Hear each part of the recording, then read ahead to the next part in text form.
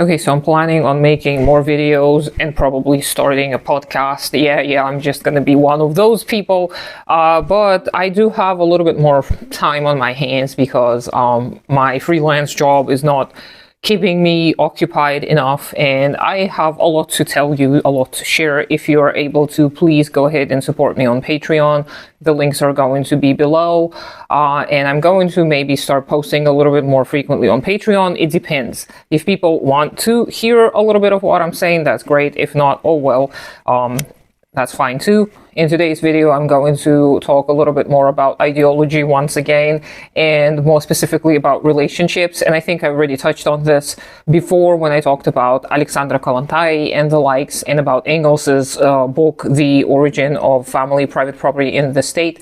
One of my all-time favorite books. Highly recommend. Obviously needs a little bit of an addition of the modern science. However, it still stands. The arguments in it still stand. And I talked about this work by Professor Leacock some time ago as well, about how families obviously looked very different a long time ago. But the way we perceive families nowadays is all ideological. It is helpful for the status quo to replicate itself and to continue being. So our understanding of family and relationships is ultimately always going to be ideological. And there's so many people still who believe with their whole heart, who wholeheartedly believe that if they find this one person, this one magical unicorn, then most of their trouble, most of their problems are going to be solved. And that is just not the case. Unfortunately, even if you're able to find a great, amazing partner, you're still not going to feel complete, or like you are enough, or like this family is enough. Even if you have children and they're amazing and you love raising them, this is still not going to feel as fulfilling, which is not only because we're not able to dedicate enough time to the family, it is also because we as a species have not evolved to just have the small little nuclear family, because we have a variety of needs that are all communal. And in order to feel completely fulfilled, we need a group of people that we talk to every single day, and not only talk to, but interact with on the daily. And these kind of interactions, they're not going to be just superficial interactions about how your day has been and what kind of lunch you had and what kind of little troubles you may have encountered at your job. These type of interactions that are going to feel the most fulfilling are going to be a little bit deeper. That is not to say that every single day you will have to be surrounded by multiple people who are providing emotional support for you and who are providing therapeutic services to you. Not necessarily. It is just that if you are going to engage meaningfully with a larger community, for example, you can do something of service to your community.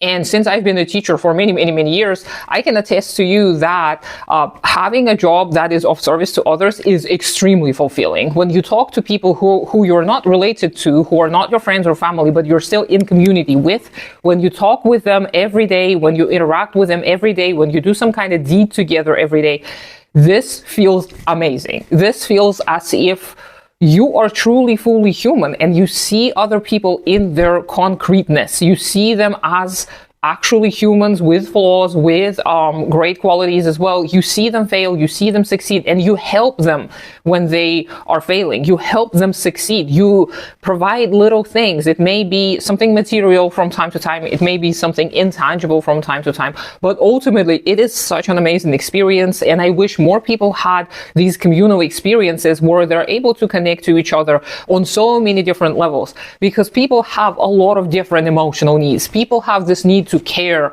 for somebody, and care can be physical. It can be giving people hugs or holding someone's hand, or it could be comforting somebody also physically, like rocking a baby or a child, or snuggling or cuddling with an animal. But those needs can also be other emotional needs. Being listened to or being heard is a very important need for the vast majority of people. Listening to others and helping them process their emotions or process their thoughts is also a need. We also have the need to receive some kind of an input that we can't help other people with. We generally want to be helpful to others. We have a need to feel like we're protecting. We want to provide for people who we may feel like may be experiencing some kind of trouble. So many of these things a lot of people will understand as parental, but these are not just parental instincts. Remember, people don't have instincts. We have social constructs instead, but the desire to do all of these little things are not limited to your children or to your relatives. It is normal to want to express these things towards other people in your larger community too. And it is possible to live and work in communities where you all deeply care for each other, and you may not necessarily have some kind of a super deep connection all the time, but maybe you're doing some kind of craft together. Maybe you're providing them with some advice when they need it. Maybe you provide them with some jokes when they need a laugh. Maybe you provide them with just your time and your presence. Even being with somebody in the same room, in the same circumstances, may be very, very helpful. And people sometimes connect by just sitting together on the sofa or somewhere. One person is doing one thing, another person is doing another thing, but it feels different. When you're in different rooms or in different buildings or far away from each other, this is not going to feel the same. So people need to connect to each other on so many different levels. And within a single nuclear family, usually you're not going to be able to receive this. And it is very unfortunate. So Marina Burik, in her book that I mentioned before, and it is actually called A Virtualized World of Capitalism or something along these lines. I will insert the title right here. So in this book, she also talks about how virtualization, productive virtualization, not only helps prop up capitalism and delay its death, inevitable demise, it also makes people unfulfilled by providing these family units that are ultimately are not able to fully fulfill even a single human's needs. And so by creating such circumstances, we are pushed to instead consume products and identify with objects and identify with things that we see on our little screens or we see on little billboards throughout the city, or we just generally get exposed through various ideological institutions. And thus we become objects ourselves. We lose our humanity because we're unable to see ourselves mirrored in other people's eyes, in other people's actions, which is a necessity. And Lacan talked about it, Fromm talked about it, all these psychoanalysts and Freudo-Marxists talked about this as well. And all of these scholars of humanity have looked into this, and they all have come to this conclusion that under capitalist mode of production, we ultimately all become objects. We become machines. We become functions. We become one-sided.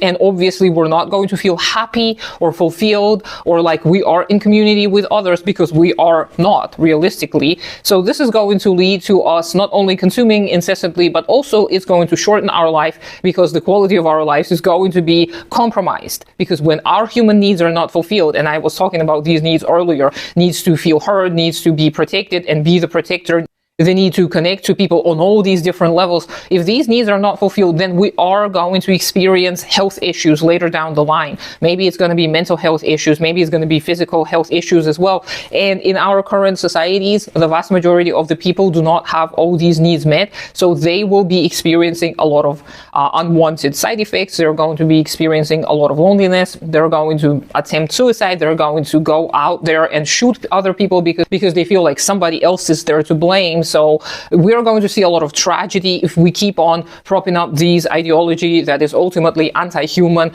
anti-nature, anti-everything that's good and fulfilling in life. So let me know what you think. Let's keep this conversation going. I definitely want to delve into more of personal analyses, just because I think that people will need it, and people have always needed it, honestly.